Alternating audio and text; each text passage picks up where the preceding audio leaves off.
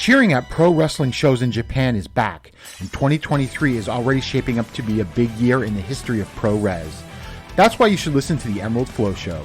From the Royal Road to the Green Mat, Paul and Gerard take you into the world of All Japan Pro Wrestling and Pro Wrestling Noah. Not only do we analyze events, but we examine business, who is getting over, what angles are working or not. Occasionally, we take a look at other Japanese promotions like DDT and Zero One. So if you're looking for more coverage of the world of Japanese wrestling, check out the Emerald Flow Show on the Voices of Wrestling Podcast Network, available on all of your favorite podcast apps.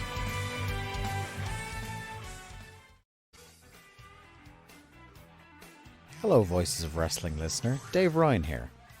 Have you ever wondered to yourself how many hidden gems are hidden away inside the last years of World Championship Wrestling? Have you ever asked yourself how many tenuous gags can be made about the name Mike Enos? And have you ever thought about what it sounds like for two Irishmen to interpret a very chaotic company through its B-show? The answers to all this and more are just a click away. Check out Days of Thunder every second Thursday on the Voices of Wrestling Podcast Network.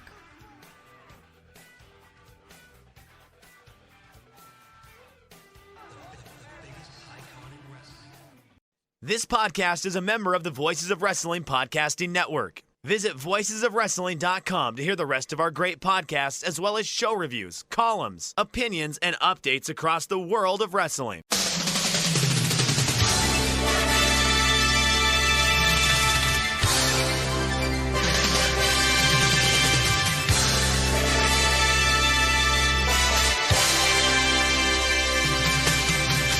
Hello everybody and welcome to the Super J-Cast. I'm Joel, joined by David McDonald. It is Saturday the 1st of April 2023. This is episode 253 of the Super J-Cast podcast, where we discuss everything related to New Japan Pro Wrestling. I've ad-libbed a little extra bit to the intro today. Yeah. What do you think of that? I know. Look at you. Getting spicy. I know. Just going. Your creative juices are flowing today. Flowing. I've gone mad with power. I love it. I love it. You don't want to get into just a silly pattern. Although patterns are good, I think, when you when you do I don't know. People just like to hear the familiar cadence of an opening. At least I do, anyway. So I don't know. I like the fact that you changed it up, though. I did. I liked it. Do it more often. It's going to be.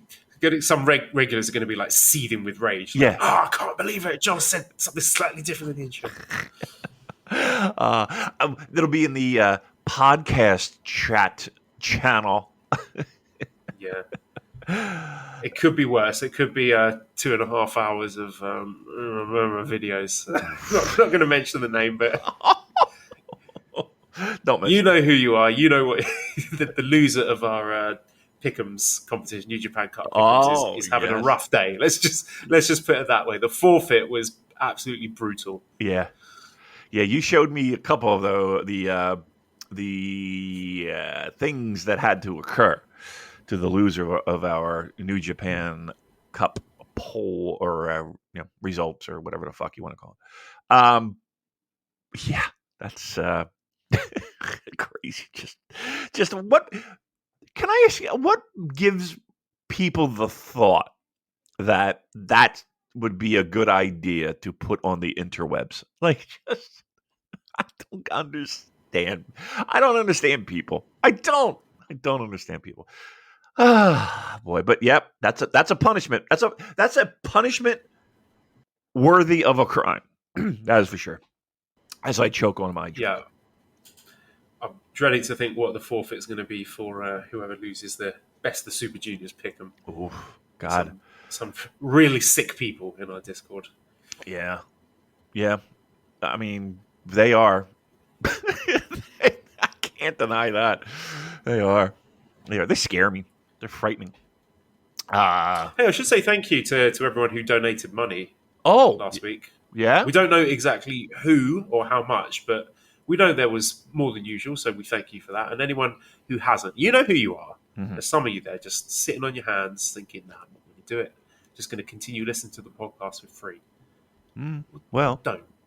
Get on it. redcircle.com/shows/super-j-cast, or we're going to pull this whole bloody thing off the air and become a podcast that exclusively reviews Tenga products. As I typed into the chat GPT and it came up with a pretty convincing version. So Right. we could just do that in future. Don't waste our time watching this wrestling. We could just Jacket. get the bots to do it all for us. Yeah. Yeah. But I was privy to the chat GPT, and I mean, it makes me want that product even more. Can you get it? Let me see if I can get it. Which one? Well, Which one were you particularly in? Did you find most appealing? So there was discussion about the egg, right, and also the flip hole.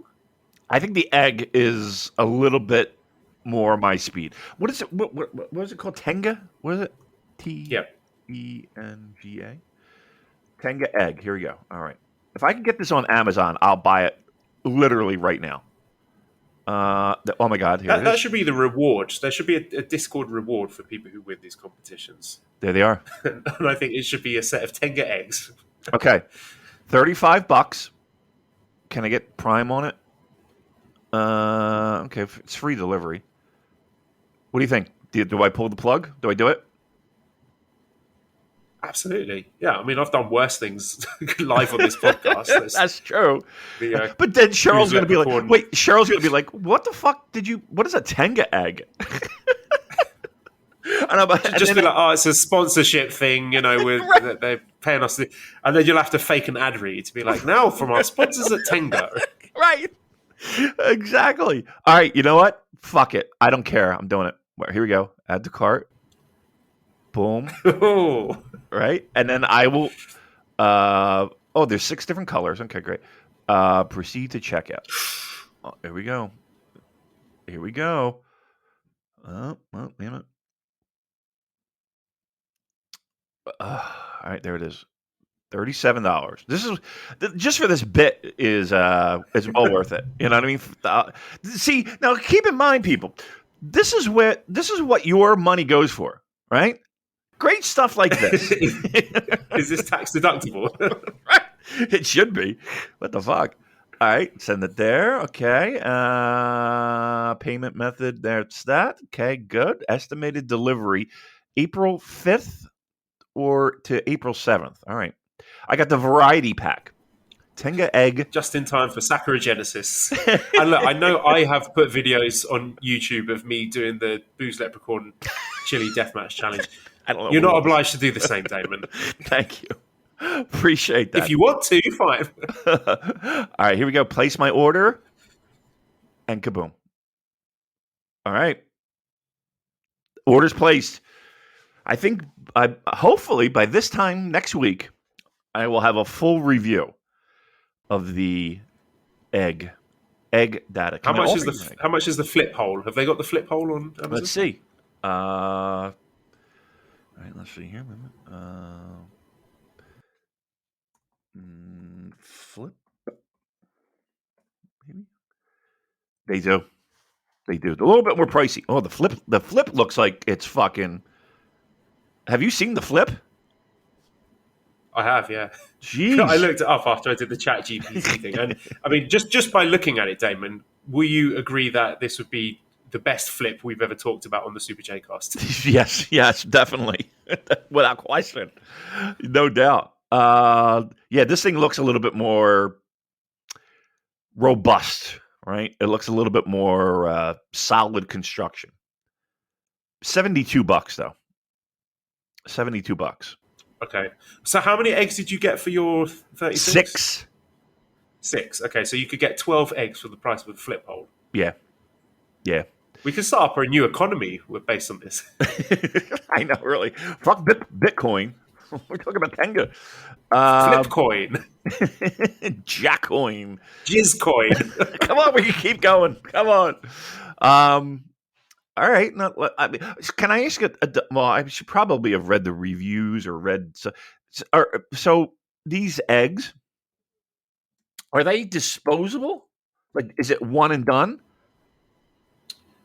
I think they're reusable. You can just keep using them until they go moldy, Dave. I don't. Oh my god! Wait. When they start growing fungus, then it's time to throw it away. So the eggs have. There's a thing on Amazon. They've evolved. They've become sentient. They've got they fungal look like growth going, and now they look like they're fucking from the that's Matrix. like something out of Last of Us. Right. They turn into the clickers. There's I don't know what colors I get. I got a variety pack, mind you, but like the blue one is like sphere and like inside the mold. Here, I'm going to take a screenshot. Let me just I'll send it. I tell you what, I've got to say this. I think New Japan are missing a trick here. If anyone from the merchandise department is listening, as ridiculous as that would be, they should do Bushi themed Tenga eggs. So each of the Tenga eggs in the variety pack is a different Bushi mask, or like just different mask wrestlers. There could be a Doki one and a Desperado one and a Titan one. I'm fucking the Liger one. you know that. All right, I'm kind of excited. I'm kind of like, all right. Wait a minute. Wait, hold, time out. 1 second. I could have gotten this same day. I could have gotten this today. You could have got it live on the podcast. I mean, it says delivery today, 5 p.m. Ding dong. Oh, it's here. Yeah, right. I mean, maybe I can change the fucking delivery date. I don't want to wait. No, keep it as it is because you have to. That's part of the excitement because you don't know how many days you're going to have to wait. And every day when the mail comes, you're going to be like, "Oh, my egg's here." You're going to be running down the stairs. The show's going to be like, "What? What are you so excited about?" I'm running upstairs. I gotta go. What are you doing? Santa's here. Oh my! And it's weird because look, it's Easter. It is Easter, so it's seasonal, isn't it? It is. Just some Easter eggs for myself. They certainly do look like Easter eggs. They do look like. All right, so let me just do a little quick. Include 6 male masturbator easy beat eggs with unique internal structures: wavy, clicker, spider, twister, stepper, and Jesus! And silky. I don't like. What am I sticking my dick in here? The clicker and spider sound quite frightening. Yes. I don't want to put my willy inside a clicker or a spider. Right. Have you ever seen the film Arachnophobia, Damon? I've heard of it. Yes. Yeah, it's one of my favorites. I was watching that the other week. It's brilliant. If anyone's not seen it, it's very underrated. Just an absolute blast. So there we go. Transition into Joel's movie reviews. Disposable, easy to use design, Joel. Crack open the shell-like casing, pour in the attached lotion, and you're ready to go. Simply place our male stroker back in the shell and dispose of. So I guess it's one and done. Yeah. I'm ecologically friendly. I would use it more than once. I think using it just once would be harmful to the environment. I think you should just keep using it until it falls apart. This is going to be. I am so excited. All right, well there we are. It's ordered. I'll have a full whacking review. Brilliant. And speaking of reviews, I think we should also talk about something we're equally excited about. Not just our wanking toys, but also the brand new EP that's coming out from our good friends from Escape the Box. So this is coming out on April the 7th.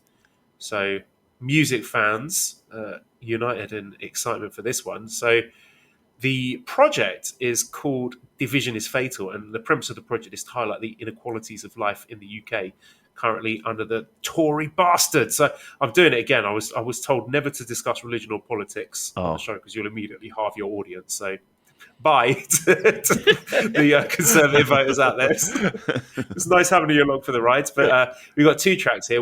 Track 1 is called Freedom. What is that anyway? And track 2 is called Make Sense. And of course, we've all got our taste in music, and I suspect this is more in my wheelhouse than yours, Damon, because I'm the sort of person who enjoys the sort of alternative rock and the post-hardcore subgenres of music. And this is exactly the sort of stuff that I listen to. Like, one of my favorite bands is called Under Oath, and it really reminded me of them. Just the sort of that mixture I like of sort of harmonious melodies, but also the little the edge to it as well, where you're mixing together the rough with the smooth. And not only that, I mean, I enjoy the way it sounds, but also the lyrics speak to me as a Tory hater, someone who's looking to move back to the UK and sees the inequality there and how unjust it is. It makes me sick to my stomach. So it's great to see our friends at Escape the Box combining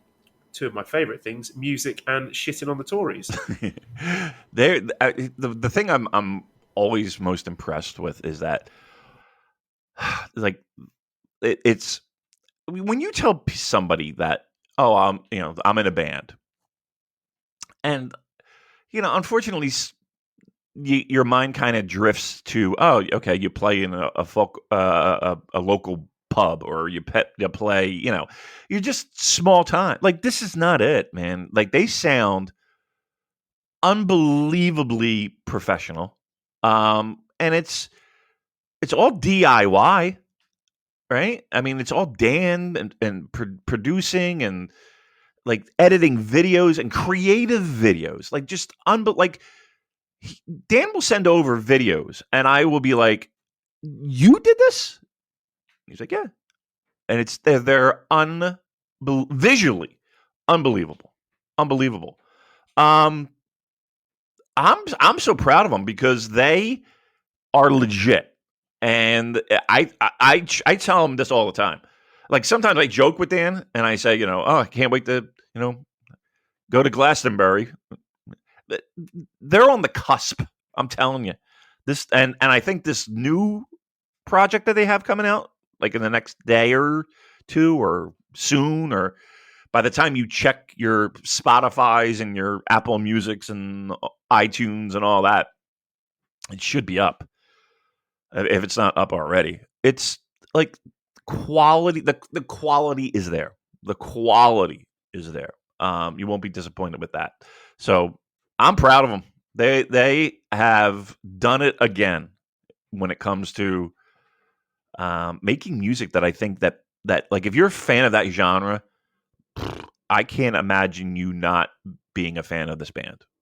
I can't imagine you not being a fan of this band, period. Just the fact of who they are.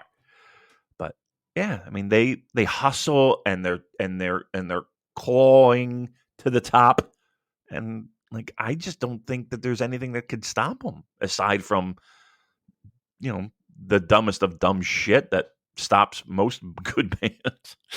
But yeah, it's happening for them, and I'm so proud of them. Tory censorship. Well, that's true too. Once what's his name? Who's the Prime Minister? Rishi Sunak gets a whiff of this, he's gonna have the feds round and banging on the doors and destroying all their instruments. But no, you're absolutely right. Like, the only difference between their music and the stuff that I listen to, it's not the quality. It's just the publicity and the marketing and all that stuff. Because quality wise, in terms of the production values and instruments and all that, and the crispness, it's all there. Yeah, lyrics spot on. Sounds wonderful. Yeah, I'm not very good at reviewing music, but genuinely, it's just really great. I was listening to it on the way home today after I'd been out for dinner. I was just like, fuck yeah, this is good. This is good shit. So well done. Escape the Box. Do check it out. I'll repeat again. So the name of that project is Division is Fatal.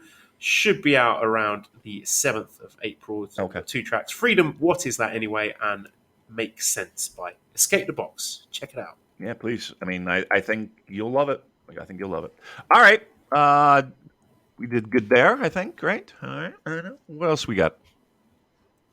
Let's talk a little bit about AEW Dynamite, because there was a match that has New Japan interest on it. It was Kenny Omega defending the IWGP US Championship against Jeff Cobb. Kenny Omega won the match after, I don't know how long it was, about 15 minutes with the one-winged angel. And then immediately afterwards, he was battered by the Blackpool Combat Club. So, we had a little chat last week about what this does for New Japan. And I can't really imagine any non-New Japan watchers / subscribers seeing that and thinking, wow, I've got to check out New Japan after this. Right. You know, all the people that were in the mentions saying, oh, it's going to get more eyeballs on it. To what end? Right. You know, who is going to be watching that where Kenny Omega won and there wasn't even like it connected to a New Japan storyline? It would just immediately, like as soon as the bell went, it's transitioned into another AEW program, which is, you know, it's fine. It's AEW TV. That is their prerogative. But again, I'm not really seeing what this does for New Japan. It doesn't particularly bother me. I mean, this, again, as we discussed last week, this is what New Japan do. They like to put one of their mid-card titles on ice for most of the year. So it's not something I'm particularly up in arms about. But we have a question from, let me get the Twitter handle correct, Metham, who says, New Japan wrestler lost clean on AEW TV in a match with no AEW TV build, in which the New Japan wrestler hit 90% of his offense during the ad break, and the match only went about 12 minutes. My question is as follows: is anyone fucking surprised? It was disappointing. Look, the match was good, I thought. Yeah. But yeah, I mean, like the if you're a New Japan Pro Wrestling fan, and you can be both, right? There's absolutely nothing to say that you can't be both. But if you're looking at it objectively, which we try to do, give you both sides of the argument, I don't see how New Japan comes out any better. Again, they have the great opportunity with these Forbidden Door shows. They are great shows. They are fun shows. They are they're I mean, if they're split in the house, I don't know how you know what that split looks when it comes to the gate. But aside from that, like from a let's get interest just in New Japan Pro Wrestling, or let's have some kind of trickle down effect that would impact New Japan. I don't know. I failed to see it, to be quite honest with you. I failed to see it. All right, well, let's move on then to discuss Multiverse United, which was the joint produce show from New Japan Pro Wrestling and Impact Wrestling. So this took place on From Thursday, March 30th. Yeah. The Globe Theatre in Los Angeles, California. So we started off here with I don't know if it was televised. I didn't see it on the Fight TV broadcast that I watched. So this was Yuya Uemura defeating Gabe Kidd in 7 minutes with a high crossbody. Now, I didn't see this match. The reason I bring it up was a rather intriguing tweet from Yuya. He's been doing this a lot, to be fair. But the tweet says, "Thank you for everything, NJPW LA Dojo. I'm going my way." So some people are interpreting this as, oh, he's coming back to Japan. Maybe he was the guy they were describing in the vignette that appeared in the New Japan Cup final. I leaning more towards he's just moving out of the dojo because he hasn't been on excursion that long. It's only been about 18 months. So I suspect he is going to be staying in the States for a while longer, but maybe he's just not going to be living at the dojo anymore. I would expect him to be sticking around in the States for maybe another year because they brought back a lot of people already. I don't know if Suji is on his way back soon, but yes, gun to my head, I'm thinking Yuya sticks around in the States for a bit longer. I mean, here's the thing: somebody's coming back, right? Obviously, giving that vignette, that video package, and the tweet. I mean, I can see where people are trying to connect those dots, but it does feel like it would be a little bit like it does feel like somebody would be slotted in that slot just from a time perspective. But Joel, I gotta be honest with you, seeing those tweets and hearing about those tweets and the video package, and it does. I mean, you can make an argument that Yuya is the guy. Look, we don't know yet. But I would not be surprised if it's Yuya. I would. I just think with Shota and Ren coming back in relatively quick succession, if they bring Yuya back as well, he'd kind of get lost in the shuffle because I still think they're working on establishing Shota and Ren. And yeah, I just think let's just hold on to Yuya, keep him in the States for now. no need to rush him back. No, there isn't. And you do have a point in the sense that he would be. Well, I mean, if he comes back with a big splash, well, whoever's getting that package already is ahead of the game. I mean, I don't know. I'm kind of on the fence when it comes to who it is. And I do see your point that it would be, as I like to say, 10 pounds of shit in a 5-pound bag. Which is the theme of Multiverse United. I'm going to be saying that a lot, but yeah, That's true. Continue. That's true. Yeah, I mean, listen, I think you could go either way. That should have been the branding. Multiverse United : 10 pounds of shit in a 5-pound bag. I mean, this was that. Okay, let's get into it then. Go ahead. All right, so we started with an X Division Championship 6-way scramble where Trey Miguel retained against Rocky Romero, Clark Connors, Kevin Knight, Rich Swann, and Frankie Kazarian. So that went 7 minutes.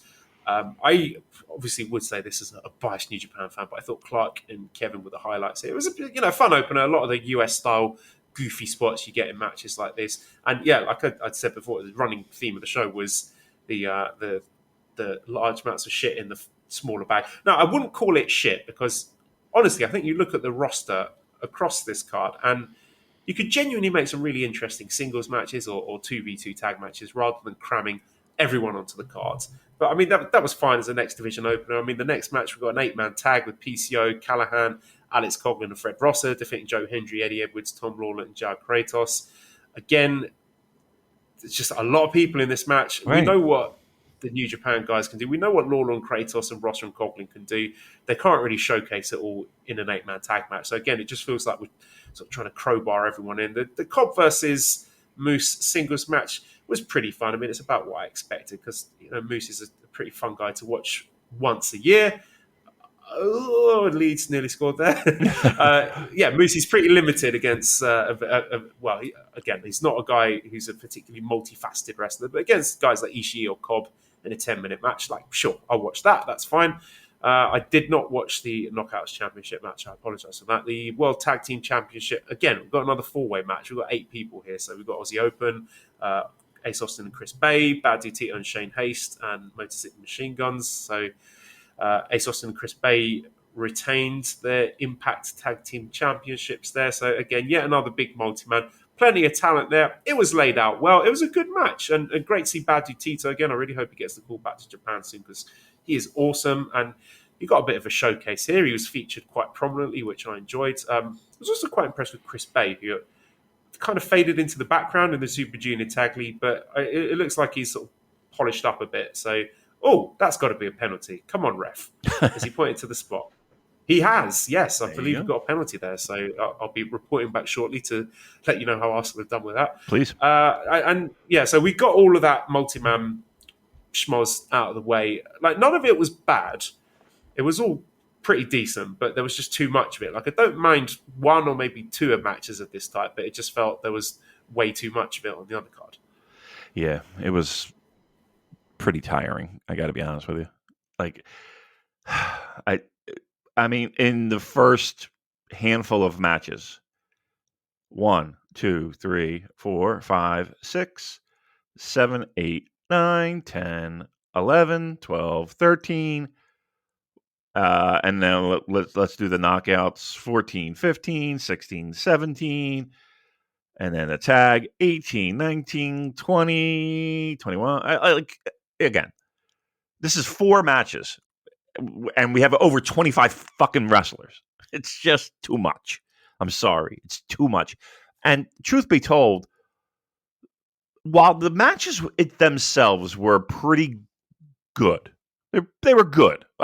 Good to pretty good. I had a lot of trouble just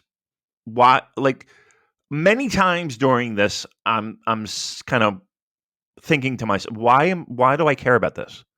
Like, why would anybody care? Like, again, great wrestling, fine, I get it. I'm a huge fan. I don't know if you know that, but like, what am I supposed to sink my teeth into here?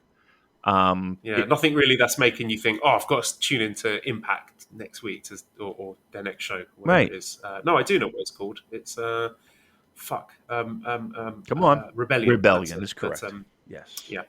But yeah, there was nothing here that made me think, oh yeah, I've got to see more Impact. Nothing.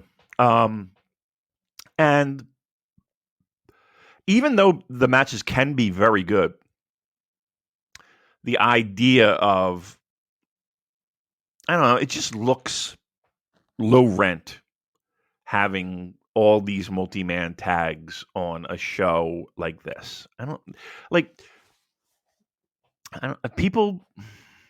When people see this, even though the quality of the matches can be good, I think the general perception is these matches are meaningless. Right? Like when you see all these, 5, 10 people in a match, and it's like, what am I supposed to get out of this? That's really what it is. It's like, yeah, I would say to Impact, like, have a bit more faith in your roster. Like, you pick a handful of guys that you think you want to showcase to the casual New Japan audience, and pick what strong opponent from New Japan to showcase your wrestler and make them look good. Because again, just crowbarring everyone onto the undercard does them no favors. right. And let's be very truthful here. What are they crowbarring on?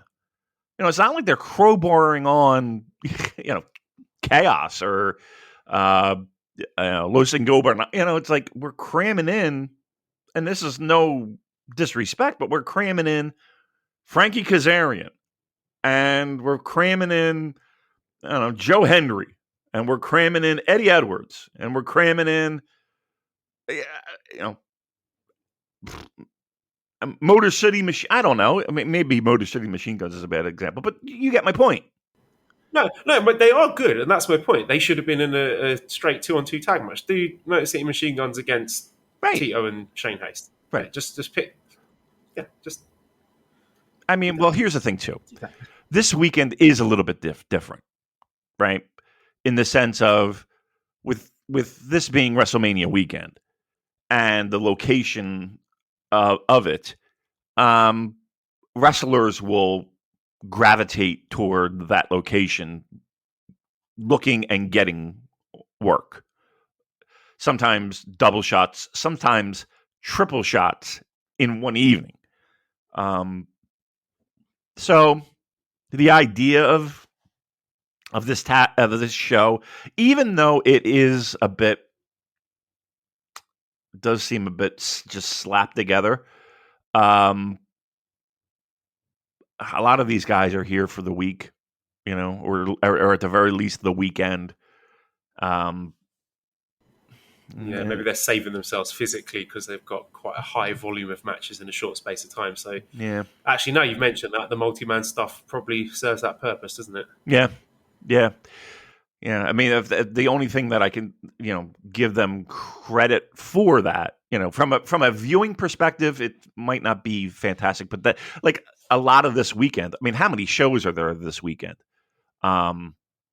Just countless. Every fucking promotion under the sun is running a show. It feels like during WrestleMania weekend. So, yeah, I mean, this was Thursday, right? And they had shows on Friday, and they will have shows probably going on as we record this. So, yeah, I mean, the idea of conserving yourself is probably in full effect. And again, getting as many people work as possible. That's fine. And an important Easter message here, Jesus has risen. And of course, I'm talking about Gabriel Jesus, who has scored a penalty for Arsenal. So 1-0 up against Leeds. Hooray. All right, I did want to take a little bit more time with the top end of this card because I thought there was some good stuff here. There was a special singles match where Kushida defeated Leo Rush in 12 minutes, 42 seconds with a hoverboard lock.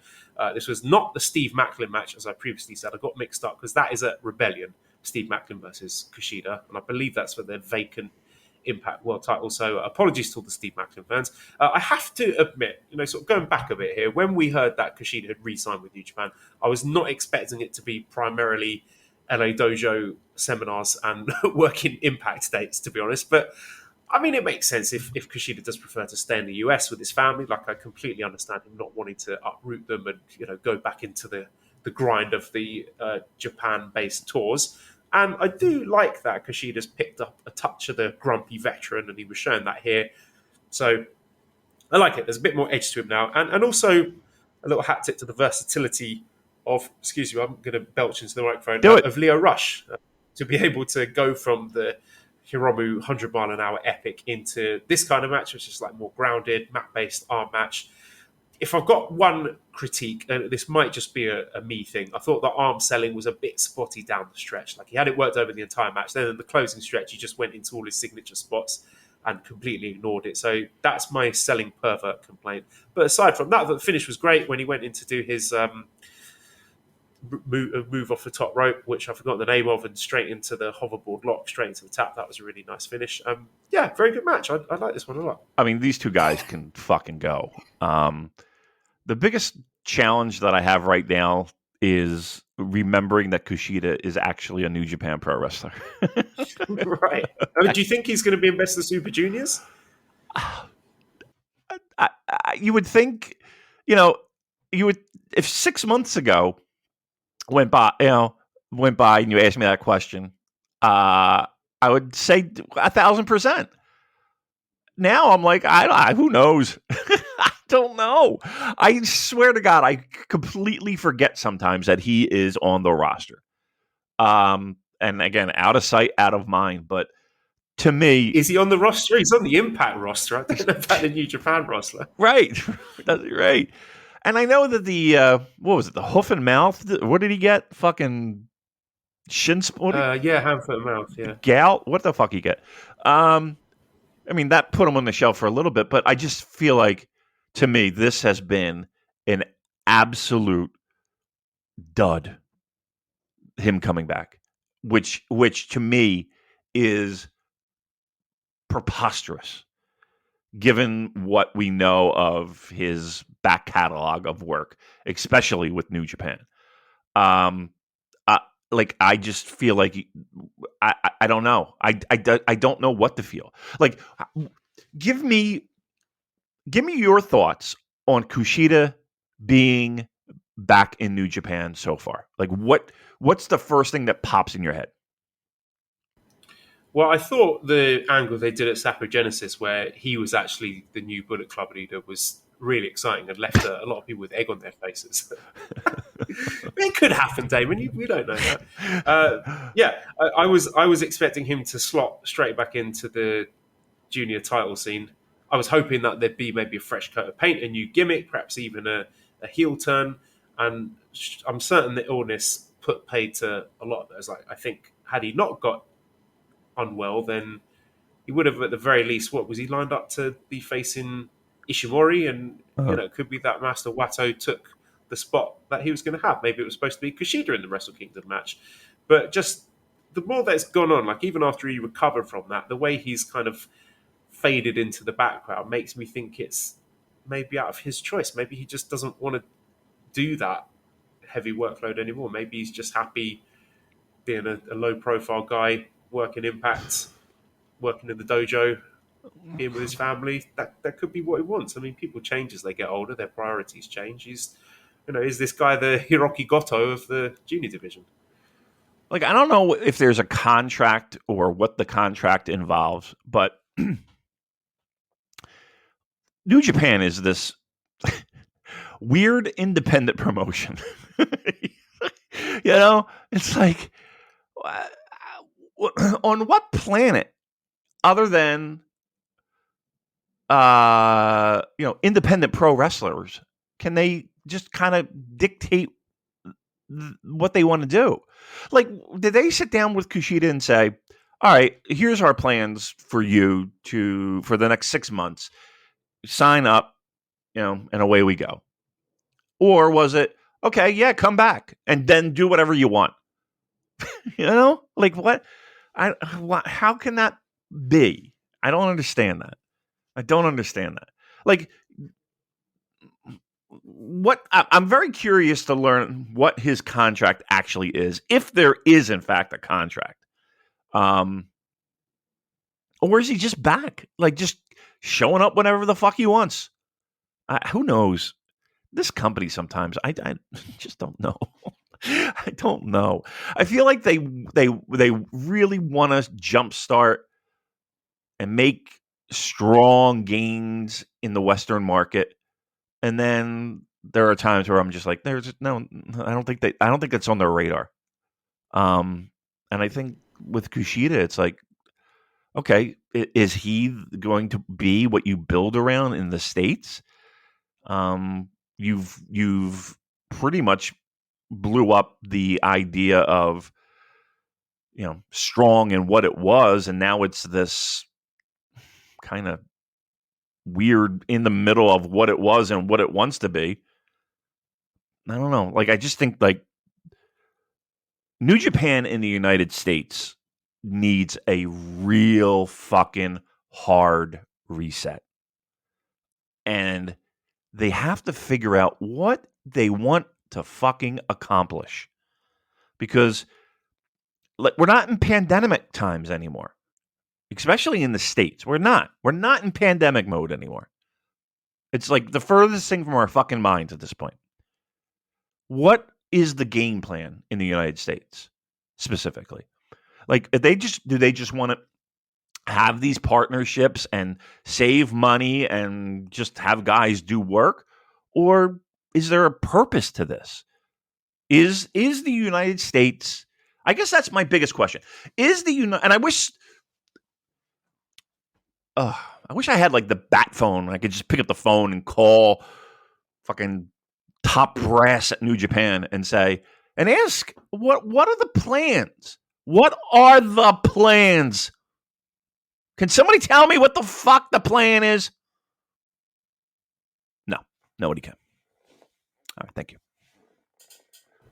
I suppose this, whilst not strictly related to Multiverse United, might be a good time to bring up the fact that Katsuyori Shibata has been given a singles title, but not a New Japan product. He is the new ROH Pure Champion after defeating Wheeler Yuta. And that kind of illustrates your point, doesn't it? Yes. Another guy there who a lot of fans, I would say most fans, all fans are sort of frothing at the mouth to have be booked into prominent programs in the Japan side of things, but they got, for whatever reason, nothing for him in Japan.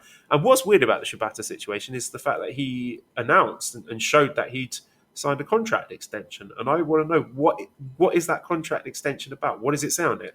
Does it have anything about him being a wrestler for New Japan Pro Wrestling, where they do wrestling matches for wrestlers that work for them? Because he's a wrestler. He's the wrestler.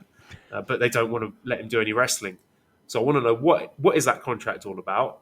And what is going on? Why is it he's only being booked by Tony Khan and no one else? I mean, he did that UWFI thing, but again, would it kill them to just release a statement just to let us know what's going on? If it just like, we can't get him insured, or for safety, the safety protocols in Japan mean that we are reluctant to use them, just let us know, rather than just leaving us all scratching our heads thinking, what the fuck? Why can't this guy wrestle on a blue mat?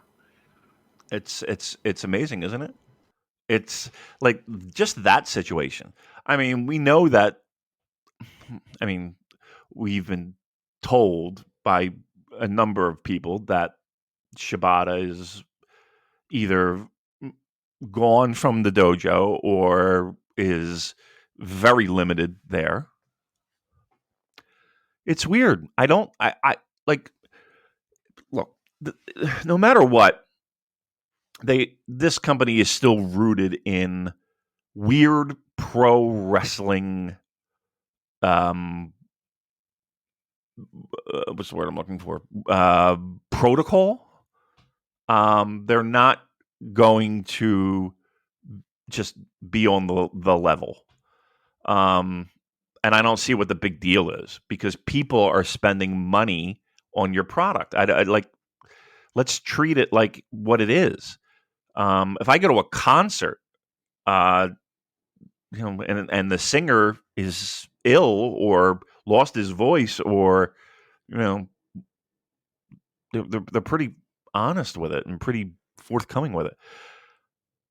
Or like imagine it in a sports context. If Arsenal just, like Gabriel Jesus got injured after the World Cup, if they just hadn't said anything, Right. But is this guy injured? Is he out of favour? Just like, Right, he's just not there. We're not telling you. We're not telling you. Yeah, he's not here. Right. And now again, there are certain gray lines because you'll get, you won't know it's a shoulder injury. You'll get told it's an upper body injury. All right, but at least you're told it's an injury. I don't know. Like, I just think my frustration is there doesn't seem to be a direction of which way of what this audience, the Western audience, means to New Japan. And they've had like 3 years to try to figure it out. Now, I'll give them full marks and full credit in the sense that on the fly, they created Strong and they gave wrestlers a place to work. Okay. But like, even that was good at times, but it was what it was. Now I feel like we're worse off now post-pandemic when it comes to New Japan doing things in the States, in the West. Yeah, there's less content for a start. I mean, not everyone watched Strong. I was one of the few people that did, but at least there was an hour of wrestling to watch every week, and I was able to see guys like Bad Dude Tito and Jack Kratos, who I'm quite fond of, and Kevin Knight wrestling every week. And now, they are wrestling in places, but it's not on New Japan World, at least. So there's less stuff for me. I've belched into the microphone again. Beautiful. Jesus. I'm just drinking a Diet Coke. I apologise, everyone. That's disgusting.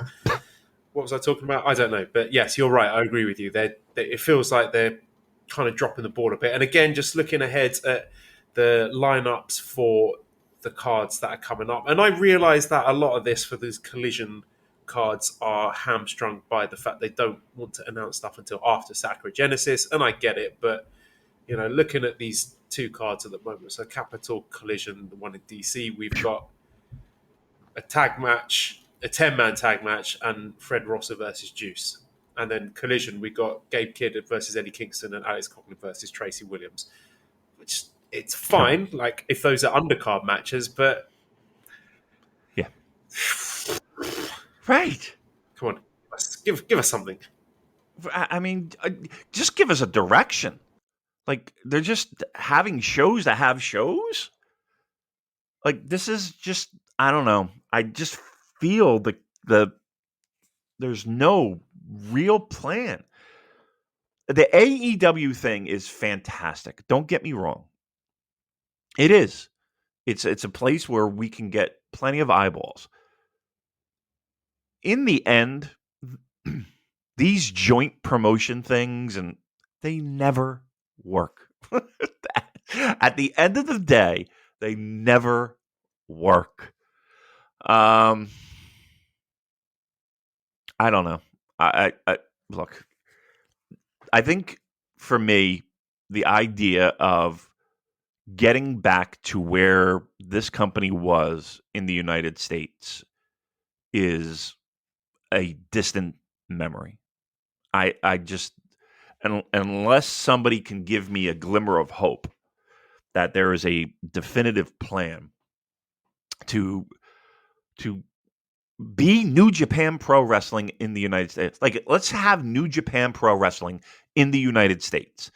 Not this offshoot, splintered, USA-based, it's the same people. You know what I mean? Everybody knows what the fuck I mean. And it's kind of getting to the point where interest has to be waning for a lot of people. All right, I'll get off my soapbox. Okay, so back to Multiverse United. We had the Strong Openweight Championship with Kenta, successfully defending against Minoru Suzuki, 50 minutes, 27 seconds with a schoolboy. I mean, to be honest, this is a pretty decent spot for both of these guys. They're different sides of the same coin at this point. It's the funny faces, the forearms match. And look, the New Japan cut, that Kenta versus Sanada 29-minute snoozer, that's where I think we draw the line in the sand on Kenta working anything significantly above 50 minutes, not featuring Zack Sabre Jr. Like, this was good. It was a fine match, nothing we haven't seen many times before. I feel it's the sort of match that US fans are going to get more out of than the Japan fans. And I mean, also notable to see Kenta yet again having to cheat to win. I don't know if they're setting up a rematch, but also this is just Kenta's MO now as strong champ. That's what he does. That's the story. He has to cheat to beat people. It looks like Eddie Edwards is going to be the next challenger. I guess that's happening at Collision. But what did you think of Kenta and Suzuki? It was paint by numbers, Japanese talent in the ring with each other. It was a little, to me, felt paint by numbers. Again, and that's not to say that those paint by numbers aren't good.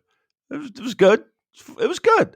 But, like, to me, if you've watched any of this product in the past 2 years and have watched New Japan Pro wrestlers come to the United States and have a wrestling match, if you've seen any version of that, this is kind of what this was to me. This will not stand out in the lexicon of New Japan Pro wrestlers in a ring in the United States. It's not.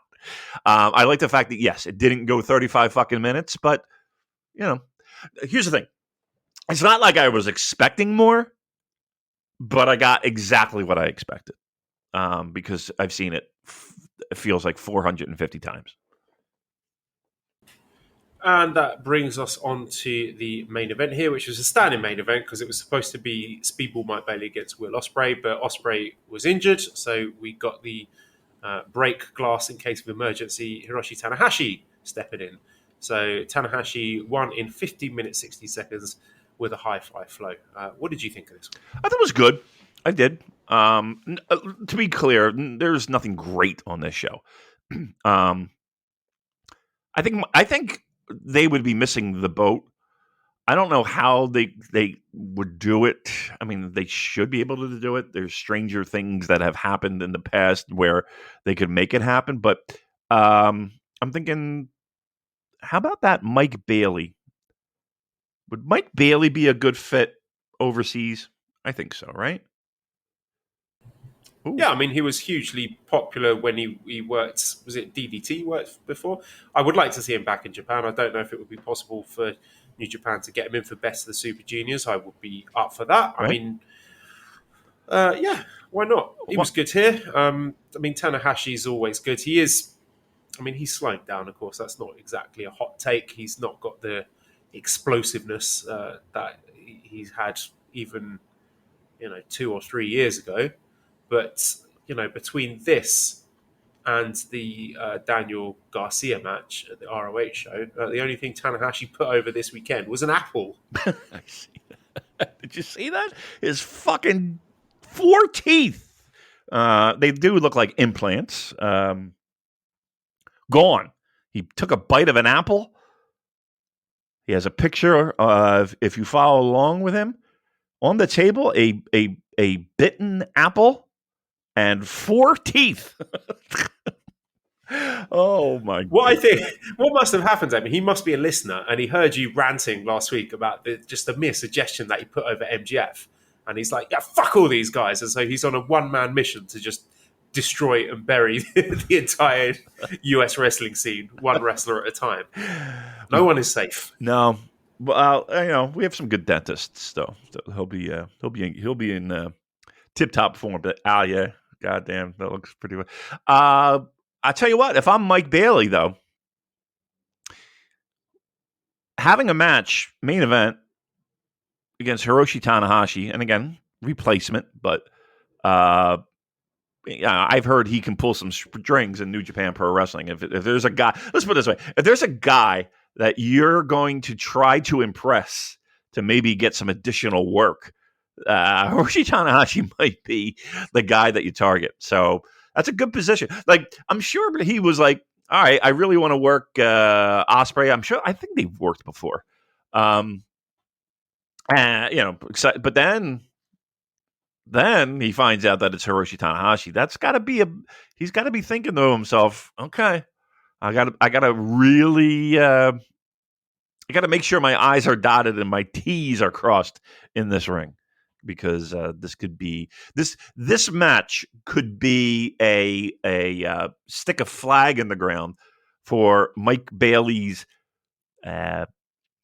cost per show going up. Let's put it that way. If Hiroshi Tanahashi has anything to say about it.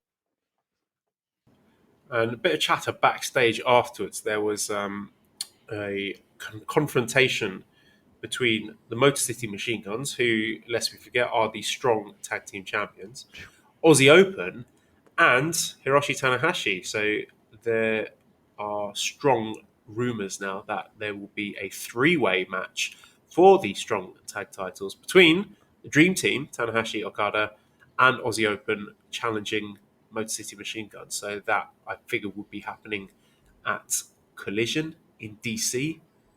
What do you think of that? I mean, I think on paper that sounds pretty good. I think. Can we not just have the single? I won't say singles. The straight 2-on-2 tag, like Motor City Machine Guns against Dream Team, or Aussie Open against Dream Team. And I get the Machine Guns have the titles at the moment, but I feel those are two, dare I say, main event level matches where, if you give them the right time, I think would be brilliant. So it's, again, just like the multi-man stuff. I'm thinking, it looks good on paper, but I just wish it was a 2 versus 2. Yeah. They are very conservative with that. Now, on this show, keep in mind, I mean, the top 3 matches were singles matches. And even you had one on the undercard, the Moose Cobb match. Everything else was a mix, if we're not counting the pre-show. Which is not completely 100% offensive. I wish there was. I wish that they took these shows a little bit more seriously. I would rather have less shows of more importance than random shows with that. The match, I think, will be very good. There's a lot of talented people in that fucking ring. But yeah, I mean, I'm in the same boat with you. So that was Multiverse United. I thought it was a pretty fun show overall. I do not regret watching it on Fight TV. Like, everything was good. Nothing went over 50 minutes, which again is a plus for me and my fucked attention span. And again, as discussed, it leaned too heavily on multi-man stuff in the undercard. But if this is going to be an annual event, then I'll watch it. I think Impact are the butt of a lot of jokes, but to be honest, they're a pretty solid US partner. I wouldn't want them to be the only US partner, but they don't seem to be doing the daft things that they used to. They just seem like a fairly well-run company. They've got a small but decent roster. They look to be pushing the right people. And yeah, this was fine. This was good. Yeah, I mean, this was a fine, like, this was honestly, if I were, it was like strong. It was like 3 weeks worth of strong. Yeah, things. It really was. And here's the thing too: if I'm in Los Angeles for WrestleMania weekend, and this is a show that's being presented, absolutely, I would be there. I would yes, 1,000%, right? And I think that there has to be some, I don't want to say understanding, but you have to go into this with the idea of, okay, this is a WrestleMania weekend show, and the undercard kind of speaks volumes to that.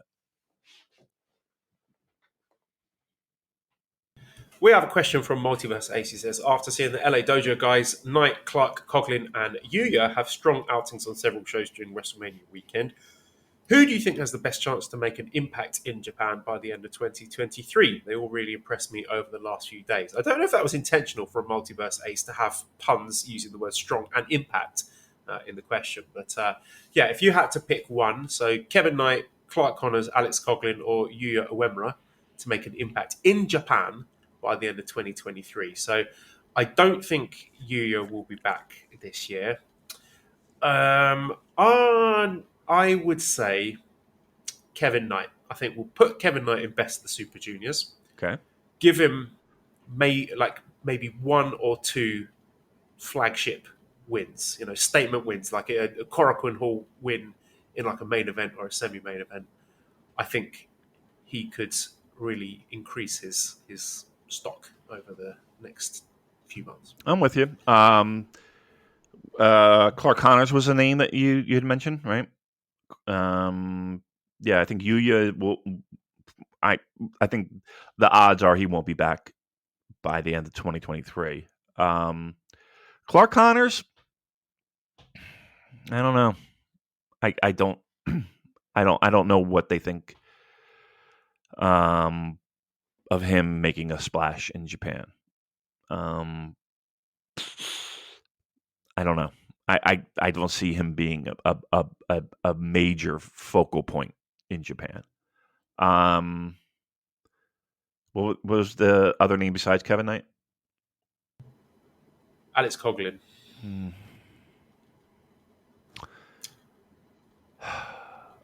I think I got to be honest with you. I feel like some of these dojo guys.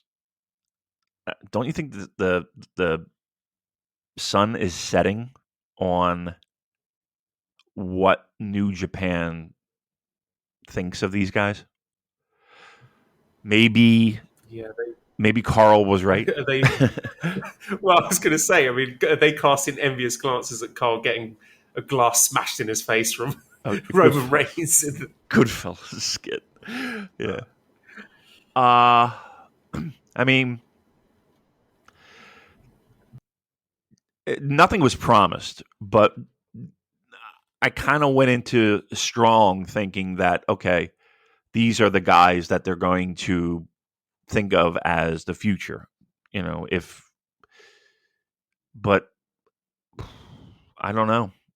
Like, you would have thought that would have, with the borders opening up and everybody kind of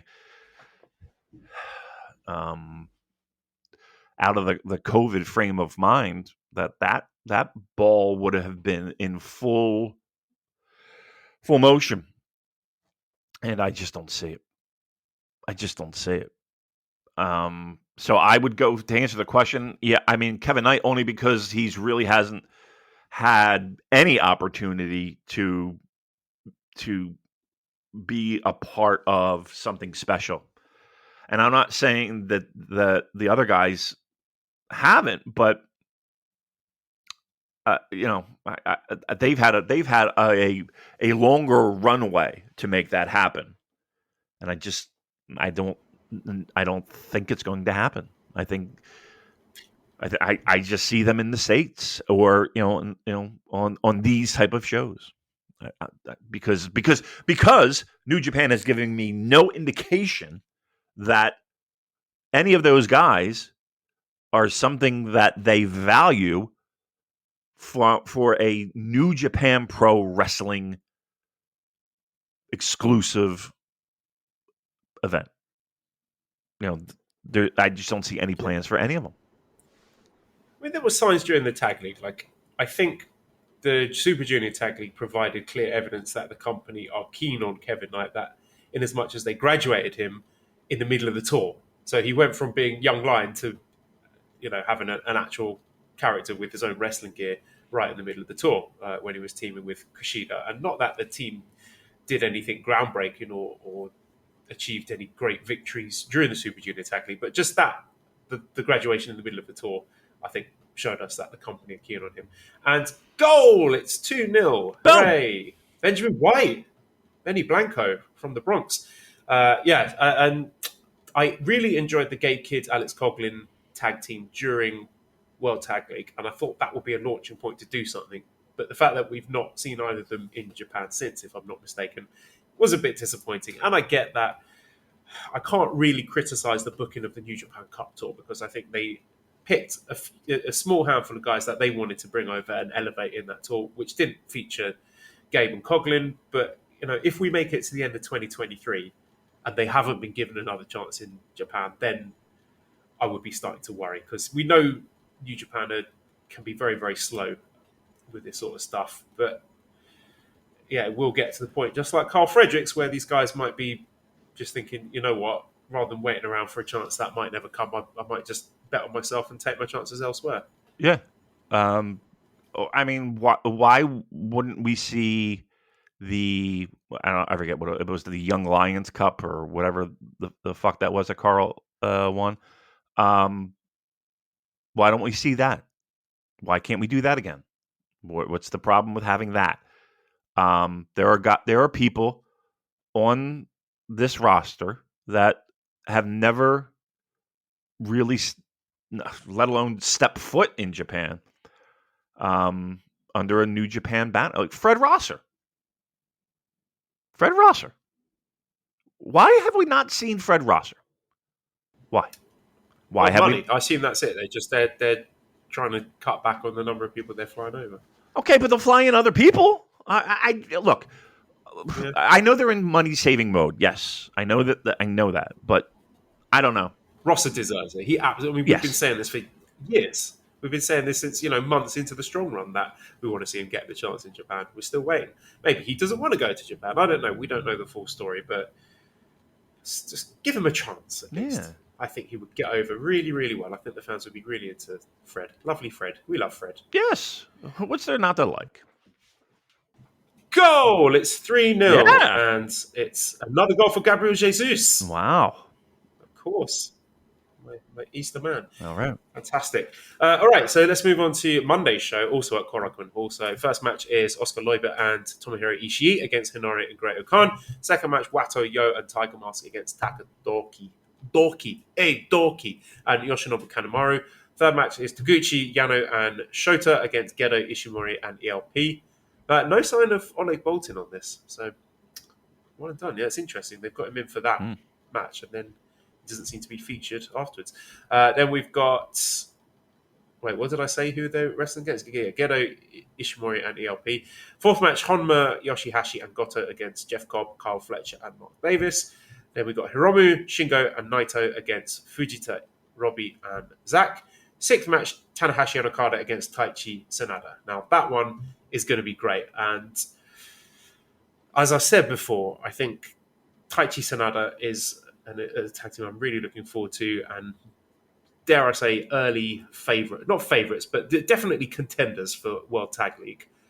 Yeah. Do I think they're going to pick? I kind of think they've got to win this one here. I mean, I know Tanahashi has now gone into that doesn't work for me, brother mode, and he's probably going to refuse to lie down for either of these guys. But I just feel in order to get over just five guys, and particularly Sanada, I think we're getting a Taichi Sanada win here. I think Sanada's probably pinning Tanahashi. I think you are on to something. The idea we have to build some people up a little bit, get people excited for future shows. I would not be surprised, and I am excited by that tag team. Like that is a different feel. And again, if they're coming out, we got some new gear. Look, I'm in on this. I'm giving Sanada every opportunity to shine. Go for it. This is it. For Sanada. And I feel like everything's lined up for it to be good. So let's say, fingers crossed. If not, I'll be jerking off with some Tenga Eggs. Tenga Eggs.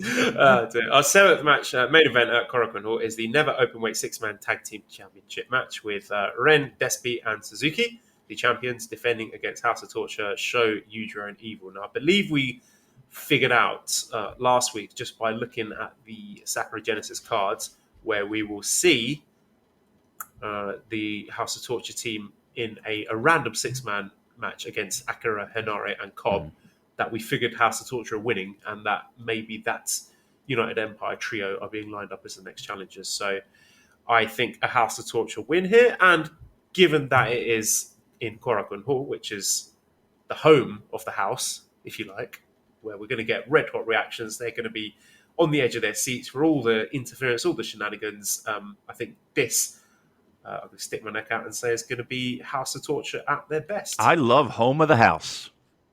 I love it. Home of the house. That's that will be used a few times in the future. Yeah, I think so too. I think they kind of they exposed their hand, so to speak. So, yep, I think that's where we are when it comes to the Never Six-Mans. All right, so that brings us on to Sakura Genesis, which will take place Saturday, April the 8th in Sumaho Ryoku Kokugikan. And our first match is the Shinichi Champion Grand Prix Celebration match. So it's a six-man tag team match where participants will be mixed factions, and they will be revealed when they make their entrance. I mean, I think we spoke last week about the people that are not involved on the cards and who could be featured in this match.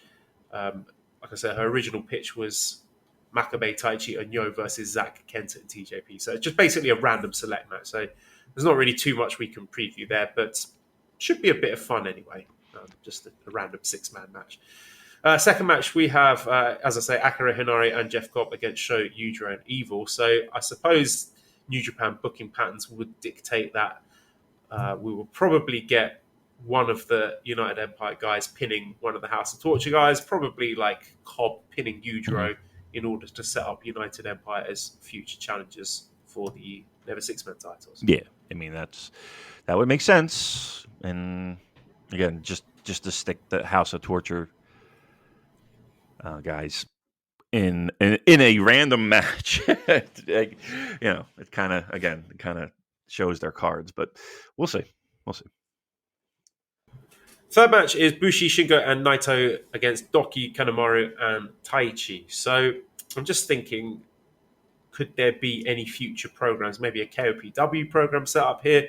I don't think it will be Taichi again, because him and Shingo has been done to death at this point. Could we be getting maybe Kanemaru Shingo or Doki against Shingo for KOPW? Don't know. It could be. Or perhaps we're setting up Naito and Taichi to be having a little singles feud together. So certainly some possibilities here. Yeah, but all of those kind of go against the grain of what I'm thinking, with Taichi and SANADA and maybe Hinare winning KOPW. So I'm hoping. I mean, what else? Here's the thing: it might not even be a setup. Well, no, okay. So sorry to poo-poo. Okay, please. I was going to say your theory that Hinare will win KOPW. Then would he also be involved in this Never Six-Man scene? Right. There's a lot of ifs and buts here. There's a lot of moving parts. But I'm just throwing that out there. I'm with you. Listen, I want good things for Hinare. Guy doesn't jerk off. Come on. Eat some. No Tenga eggs for him. Right. He's not going to take a Tenga egg. I'm a weakling. I'm a terrible man. I'm doing it for the show. I offer you an egg in these trying times. That's right. Thank you, Frank. Oh. Yeah. All right. Fourth match, we have Master Wato, Hikuleo, and Tamatonga versus ELP, Kenta, and David Finlay. Now, this one has got red flags all over it. Big klaxons going, woo, woo, Bullet Club, Civil War, Angle Alert. So, no doubt, absolutely nothing is going to happen. It's just going to be a routine win for one of these teams. But it feels like something's got to give here, with ELP saying that he's the leader and Finlay saying that he's the leader and Kenta being stuck in the middle, and especially being against Hikuleo and Tamatonga on the other side. It feels like something's got to give here, surely. You would think. I've gotten to the point where I feel like it's taking years off my life waiting for this to happen. Look, it does. It screams it. It screams it. but I'm going to give you the old shoulder shrug and be like, 1, it's too late.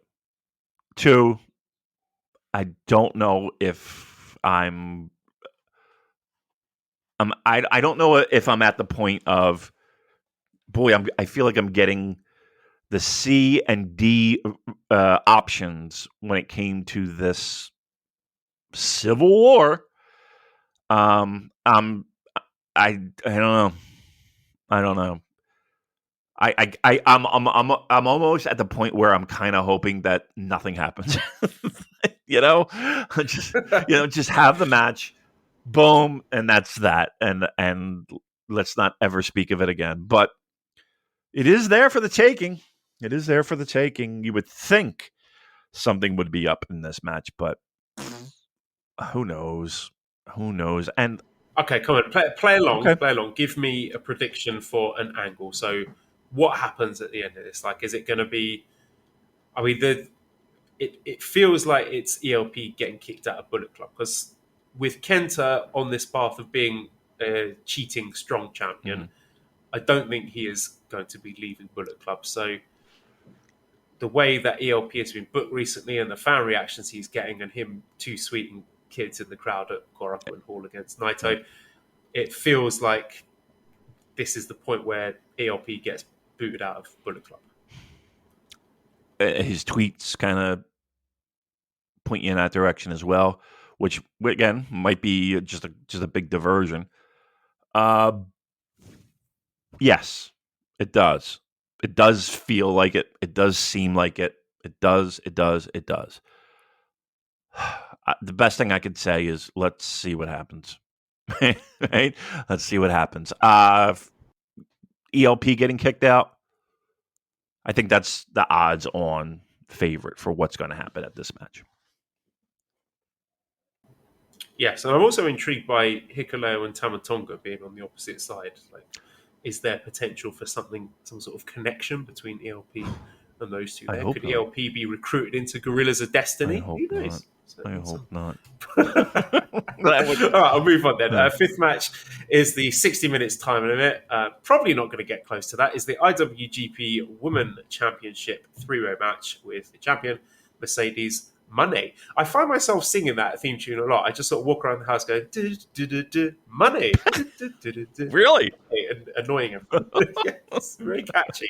After the last US show, whatever it was, I can't remember the name of it, but that's what I was doing for about a week afterwards. But yeah, it'll be Mercedes Money defending against the challengers Azumi and Hazuki from Stardom. Now, I believe the logic in it being a three-way, I believe that Azumi is already holding some sort of title, so they didn't want her taking the pin, so hence Hazuki being in there. So I'm assuming it's going to be Mercedes pinning or submitting Hazuki, but I'm interested to see this because I think this is quite a test for Mercedes because I'm led to believe that, again, I have complete ignorance on the matter, but I believe Azumi is someone who is emblematic of that high-speed, high-intensity Stardom style. So maybe there's a stylistic element to that. Maybe there were worries that perhaps Mercedes couldn't keep up with someone like Azumi. So that could be why Hazuki has been put in there as well to balance things out. But from a stylistic standpoint, I'm intrigued to see what those Mercedes against Azumi segments look like. But again, I'm completely out of my depth here. I know fuck all about Joshi. I think Mercedes is winning here. I do too. I'm excited to see her work in this environment. Look, there was a lot of pressure on her to come out of her winning the title and to make a big splash. And I think she did. I think she did very well for herself. This, I don't know, just this feels a little bit different. It feels like there's a lot more moving parts. And a lot more opportunity for things. I know. Good. First match in front of a Japan crowd as well. Correct. Yeah. I feel like there's a lot more involved here for her and again, a lot of different moving parts to make sure that they're moving in the right fashion and in the right way. Yeah, like to me, this is this is a true test for her in Japan. A three-way match with wrestlers that she might not be the most familiar with, and vice versa. Will there be style meshing or style clashes? So yeah, I actually have a lot of interest in this match just to see how she does. I want to see Monet, and I want to see how she does in this environment, in this match, in all of this. I'm very curious to see how this goes down. How much time do you think they get? Is it?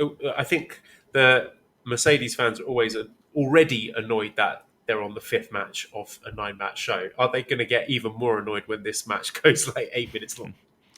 I think it goes a little longer than 8, but you're not going to get 30. Let's put it that way.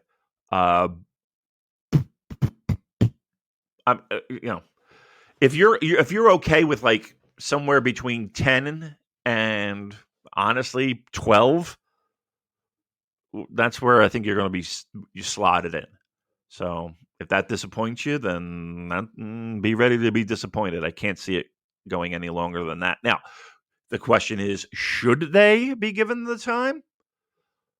I think it depends on what happens here.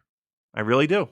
I think this, believe it or not, this is a big fucking test. Big test. And I know that's preposterous for some people to comprehend, because this is a woman who has headlined major U.S. shows for other companies that might have a little bit more visibility. But trust me when I say this. This is a test to see what can be done. And if it's a rousing success, they would be absolutely just out of their minds if they didn't take advantage of it. But know that this is a big test to see how this is going over. Yeah, absolutely. Sixth match is the NJPW World TV Championship match with Zack Sabre Jr. with his fourth defense against Shota Umino. I'm in two minds on this because part of me thinks Shota got his big win over Zack during the Cup and that's his lot. But I also think maybe Shota needs to win these big singles matches on these shows. I mean, he's already lost to Naito. I'm kind of talking myself out of it. I mean, stylistically, I'm intrigued to see what the match looks like because I think having that 15-minute time limit could be good for Shota and get him to show that urgency and intensity that you don't get when the match is going close to 30 minutes. But I don't know. I'm finding it really difficult to decide. I mean, the whole statement of intent for the NJPW World TV Championship was supposed to be for young wrestlers. And it's not that Zack is an old guy, but we all expected Ren Narita to win because he fit that mission statement and that brief. So Shota would also fit that. So I think he would be a pretty good champion, to be honest. Yeah. If you had to be designing someone to be flying the flag for this, doing short matches, being a young guy, representing the future of the company, you can't, at the moment, really pick anyone better than Shota Umino. So, well, I hope they go in that. Say that Shota wins. Yes, I would love it. So good. So okay, then go all in on that. So again, I spent 5 minutes talking about Strong and what's their plans for the U.S. and are these guys ever going to be in the, and I put in air quotes, the main roster, like that. All those guys that we talked about, why wouldn't they be in line for shots at that type of title? If it's a youngsters title, if it is a 15-minute match, maybe not sprint, but you get my point. Like, okay, you have something there. You have something built in there. Let's utilize the people that we have because it doesn't seem like there's a plan for any of them. So can we do that? Because Right. If that was the mission statement, put the belt on them and let's have them defend it against those type of guys.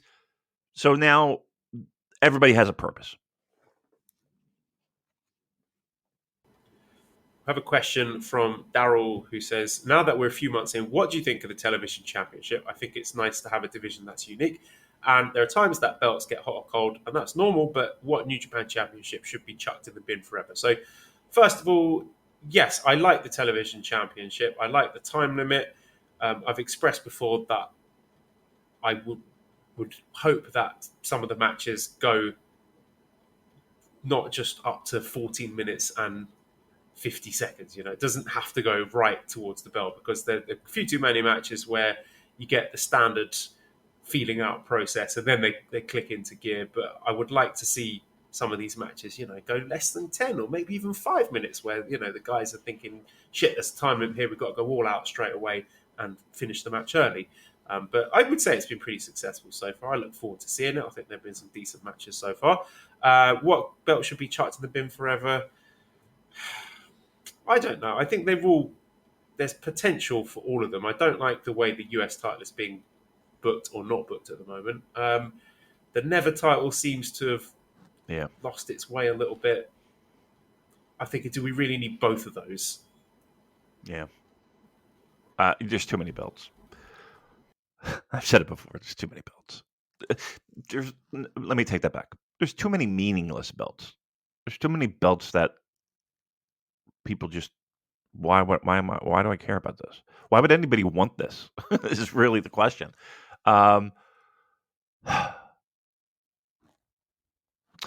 You mentioned something, have these matches be less than, the 14 minutes and 45 seconds or, whatever. And let's end one in 8 minutes or whatever, or 5 minutes or what have you. I think the problem is that I don't know of, and I could be wrong, I don't know any wrestler that I've ever talked to or I've ever been interacting with or met or had any type of professional relationship with wanting to do a job in 5 minutes. So at least they make them look competitive going 14 minutes and 45 seconds as opposed to losing in 8. So I mean, there is always that element. Like, I forget who said it, but there is always something to be said about the ideas that come, and then there's a whole nother thing of getting the wrestlers to agree to it. It's not like do it and you're fine or you're fine. There's probably a lot of negotiation of why don't we do 12 or why don't we all that shit. So. So that being said, I think right now, all Never title, it's probably low. I like the concept of the TV title, but honestly, do we need it? Do we really need it? Like, honestly, do we need the TV title? I thought that was a rhetorical question. No, we didn't need it. We don't need it. Do we need? It's fun. Okay. KOPW. Yeah. Get rid of that. That's the obvious one. Isn't that the fun one? Right. Isn't that the fun one, or supposedly the fun one? So we have a title that is the wacky stipulation title, and we have the title that 15 minutes, and we have the title that it's for the United States, and we have a title. It's just we don't need any of them. We don't need any of them. You know what we need? We need IWG. Melt them all down and make just one massive gold belt, like a huge one that's like as big as a ring. Yes. It's a gold Cadillac. They drive to the ring. Defend the Cadillac. They need the heavyweight title. They need a secondary title. And that's it. That's it. We have a strong title. We have...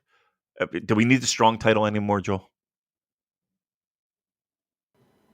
As soon as there's no strong, I would say no. Right.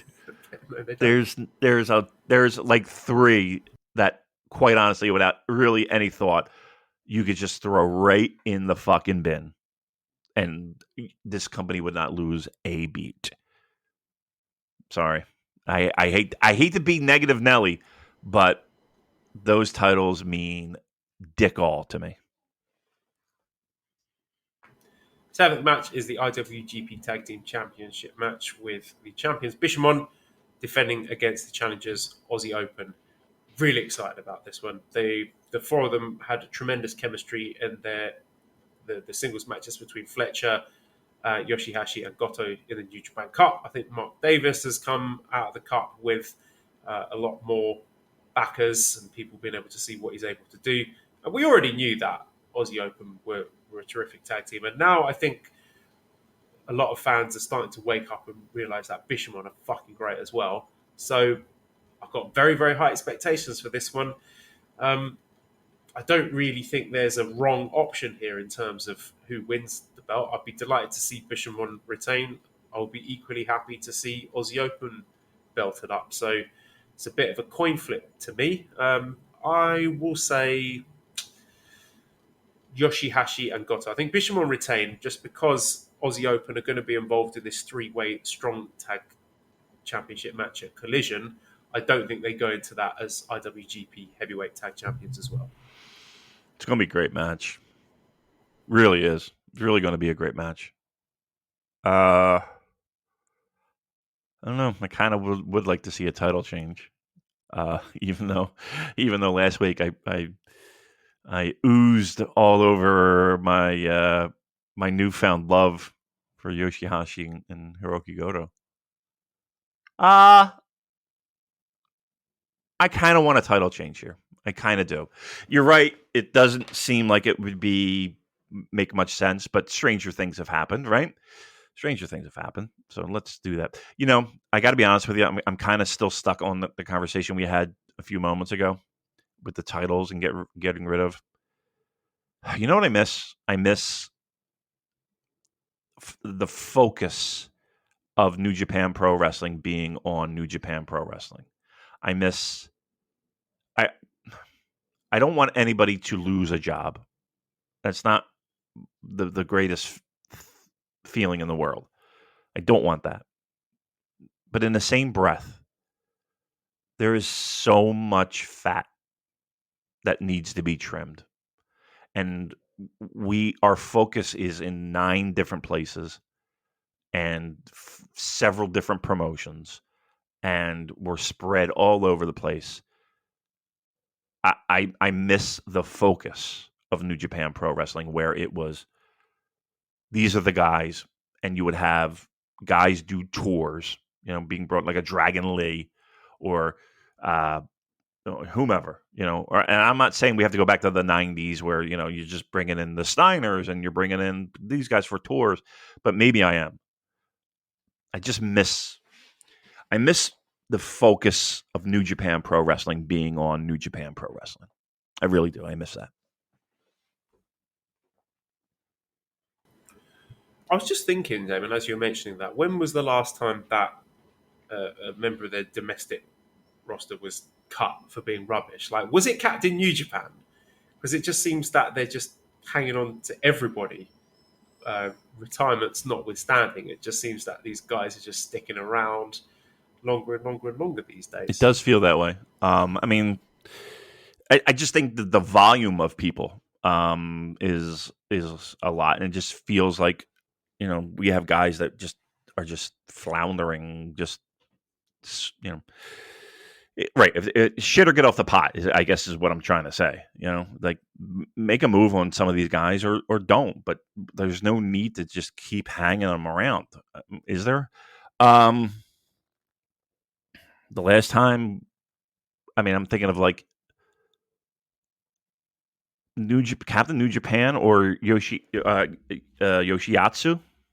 But that was, I don't know which one was first.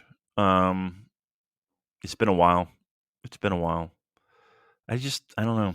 I don't know why the year is 2023, and we're both sitting here predicting Yujiro Takahashi to be winning Right. a New Japan title on a major show. No joke. I mean, that's where we are, and it just feels like, I don't know. I would really like to have a little bit more streamlinedness. Yeah. Okay. And I know. Hey, listen, if we're in cost cutting mode, not for nothing. If we're in cost cutting mode, we can do that. Get rid of some of these titles. Get rid of some of these guys that you're not going to do anything with, and let's move on.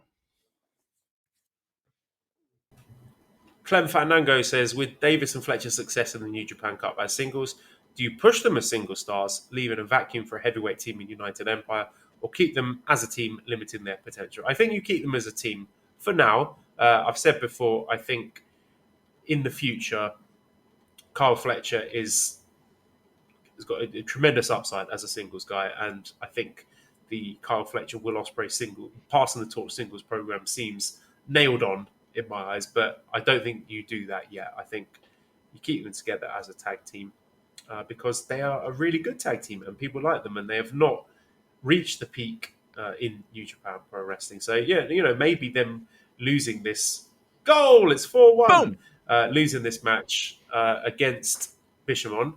So, losing yet another big match after they lost the, was it the World Tag League Finals I'm thinking of that they lost? Maybe that's part of the story, that by having them repeatedly lose, then there's that emotional buy-in. Yeah. Or maybe they just lose forever. I don't know. But here's the thing, though. What do you think? Yeah, but do we keep them as a tag team or split them up? You know what? You keep them as a tag team. Throughout modern time, I guess, New Japan, you see that a lot. You rarely see that tag team. You could see that with Naito and Yujiro back in the day. You could see that with Carl Anderson and Doc Gallows. You can see that with even Goto and Yoshihashi. The idea of establishing these guys also as singles competitors and putting them as a tag team and having them find success there. I mean, you saw it with Evil and SANADA. You saw it with, a lot of these teams. They don't necessarily start out as this, the Midnight Express. That idea and that concept is not really what happens. It's these singles guys that are established as singles guys that make a great team. Now, maybe we went in reverse when it comes to Aussie Open, where they're established more as a tag team, and they needed to give them a little love from a singles competitor kind of thing.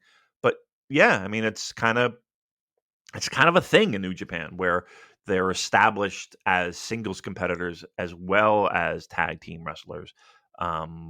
Again, we're just flipping it, in how we have to present these guys. But no, keep them as a team. I think they're more valuable as a team. That brings us on to the 8th match, which is the IWGP Junior Heavyweight Championship match, where Hiromu Takahashi is defending against Robbie Eagles. And I think Robbie is going to win. I think with the fresh coat of paint as a newest addition to TMDK, that will do a lot of good for Robbie. I kind of feel that he needs this. And also, I'm just looking ahead to Best of the Super Juniors, and I've just got a feeling about Hiromu going into that as champion that doesn't quite work, because he's their biggest draw, and I think they would want him in the final to put over whomever it is going to win, which could very well be Master Wato. And I just think having Robbie Eagles going into Best of the Super Juniors, or it could be Leo Rush, Damon. Maybe we'll get a Leo Rush Hiromu rematch, and it's for the Best of the Super Juniors final. Who knows what it's going to be? The point is, I think Robbie Eagles is a good guy you could have going into the tournament as champion, but a guy who doesn't necessarily make the final, because it's rare that the champion makes the final. And I just think they want Hiromu in the final because he's one of the biggest stars in the division. Yep. So there's a kind of booking logic behind Robbie Eagles winning, and also that Robbie Eagles is fucking great and he should be the champion because he's one of the best. Yep. I listen. Agree with everything you said. Everything from top to bottom. Establish Robbie as a new member of Kingdom. Establish the fact that you're right. In the finals, it's not like the champion always makes it there, and you can make new stars. Boy, I tell you what, I had a lump in my throat when you said Hiromu putting over fucking Master Wato in this thing. But I mean, wow. Watomania's coming, whether or not you're ready for it, Damon. It is coming. Well, and you'll come around like all the other wrestlers you come around on. You'll be praying at the altar of the Watomaniacs. It's soon enough. Yes. All right. I hope so. Fingers crossed. I don't see it, but okay. Stranger things have happened, right? Okay. Right, main event, 9th match, IWGP World Heavyweight Championship. Kazuchika Okada defending against SANADA. I'm very bullish on this match. Again, people might hand-wave SANADA and hand-wave him wrestling Okada yet again. I think this is going to be really great. As I've said before, these are two very different wrestlers to the ones who last wrestled each other for the title back in, King of Pro Wrestling 2019. This is Black Trunks Okada, who has got no time to be fucking about with the time wasters. He's going to be angry and he's going to be beating the shit out of SANADA, and SANADA, I think, is going to be tapping into that fire, that passion and aggression that he's learned from Tai Chi. I think this is going to be really, really good. And you want a hot take? I think SANADA's going to win. Wow, really? I am so hopeful for this. You're right. These aren't the same people. These are not the same people. New coats of paint all around. Everybody's got a bucket. Everybody's got a fresh brush. I'm cautiously optimistic. Because if it's going to happen, it's going to happen here. Like, if we're going to see something special and good and where everyone praises, this is it. This is where we do it. I'm trying not to go into this with past thoughts on SANADA. I am. I'm trying to go into this and not cloud what I'm seeing with what happened in the past. So I am excited for this because the possibilities here are a possibility of greatness. There's a possibility of greatness. Yes, I think the crowd is going to be into it. Absolutely into it. I think this has the making of something very good. I don't know if I'm changing the title. I got to be honest with you. Because if around the corner we're looking at SANADA and Tai Chi as a tag team, which I think I'm more excited over, I think Okada's getting a win. The idea of SANADA as your heavyweight champion, I don't know. I'm not. I don't know if I'm ready for that one. I don't know if I'm ready for that one. I'm ready for a great match, and I'm ready for SANADA Tai Chi having the tag straps, or at least challenging. I don't know if I'm all in on a title reign here, so I'm going Okada with the win. Are you reading anything into the fact that Collision in DC will seemingly have Okada and Tanahashi challenging for the strong tag team titles? Would it be a bit weird to have your IWGP World Heavyweight Champion fucking about for the strong tag titles and not just do a IWGP defense? That's part of my reasoning in thinking why we might have SANADA going into this show as the champion. Oh my God, can you imagine SANADA going into Forbidden Door as champion? The AEW fans would just lose their shit.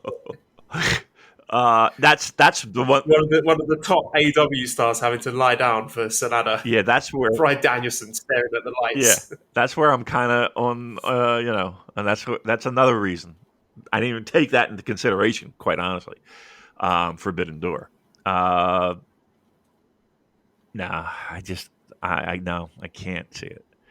He could lose it again by Dominion, to be fair, because Dominion would be before Forbidden Door, if I'm not mistaken. Okay. But here's the thing, too. I mean, we just saw a program with Okada as the heavyweight champion going after the world tag titles, right? And again, we're going down a few notches for the strong tag titles. I mean, here's the thing. They won't win it. They'll figure something out. But, yeah, I mean, I can't see Okada losing here. I just can't. And maybe it's I don't want to. I don't want to think of it. Damon, think about this. Think Sanada's new finisher, the Deadfall, I think he's calling it now. Is that not a perfect counter to the Rainmaker? Can you not just see that in your mind's eye? Yeah.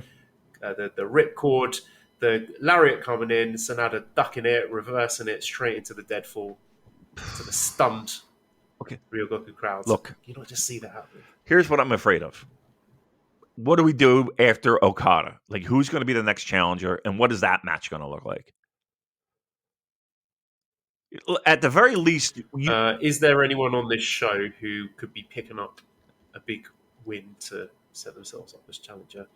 Could be Naito or Shingo. No, Shingo's got KOPW. You think Naito? Naito getting a pin over Taichi. He's beaten Sanada's boy. Naito comes out afterwards. Sanada, Naito for Dontaku. Or could be your new Bullet Club leader. Could be Finlay coming out again. And yeah. Balls. ELP. Now, see? Okay. Boy, that would really fucking rile some people up, wouldn't it? Sanada as champion, ELP challenging.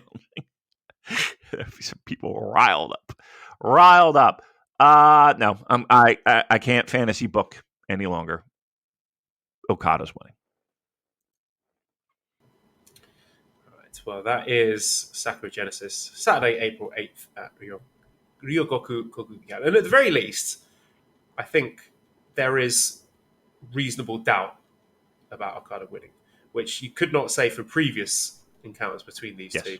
And I think that's going to add a bit of extra spice to those, back and forth closing stretches and the near falls. Because, I'm not just saying that I think Sanada's going to win to add a bit more excitement to the match, but I really do think that for those reversals and near falls, we're going to be biting on them, regardless of whoever ends up winning. I think there is, you think Okada's winning. You give me a percentage chance that Sanada wins. I think, honestly, 60-40. I don't think it's there you go. Yeah, I don't think it's that is an achievement in and of itself. Right. Oh, trust me, I'm not hand waving your proposal of that happening. Sir, I am not. Like, I'm more worried that it will happen, to be honest. I'm more worried that it will happen. Yes, that will make this match much. Look, when was the last time that happened? Where we're going into a match, but like, Okada could fucking lose this thing. It's been a while. It's been a little bit. So yeah, it's the match. I think that alone is going to make the match a lot more interesting. That's for sure. I think a lot of eyeballs should be on this match. Yeah, 60-40. I am not confident in anything when it comes to this. 60-40. All right, well, that'll do it for today. redcircle.com/shows/super-j-casts. We want to show some financial appreciation for the work that we do. Discord link, you can get that by sending me a direct message on Twitter at Cobra Kawaii and prowrestlingtees.com/superjcast for our wonderful t-shirts. Big thank you to Editor Dan. You can find him on Twitter at LousyHero219 and at Escape the Box UK for their upcoming EP. Subscribe to the Voices of Wrestling Podcast Network for other great shows. Give us a 5-star review on iTunes. Follow us on Twitter at the SuperJcast. Thank you everybody for listening and goodbye.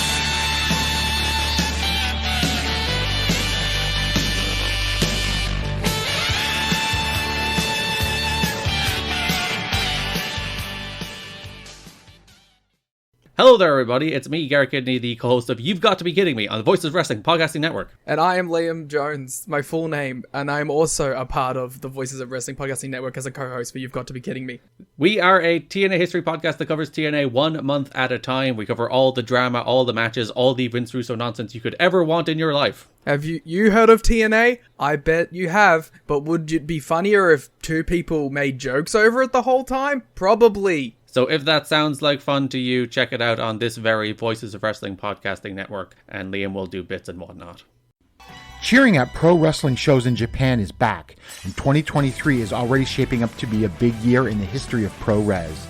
That's why you should listen to the Emerald Flow Show. From the Royal Road to the Green Mat, Paul and Gerard take you into the world of All Japan Pro Wrestling and Pro Wrestling Noah. Not only do we analyze events, but we examine business, who is getting over, what angles are working or not. Occasionally, we take a look at other Japanese promotions like DDT and Zero One. So if you're looking for more coverage of the world of Japanese wrestling, check out the Emerald Flow Show on the Voices of Wrestling Podcast Network, available on all of your favorite podcast apps.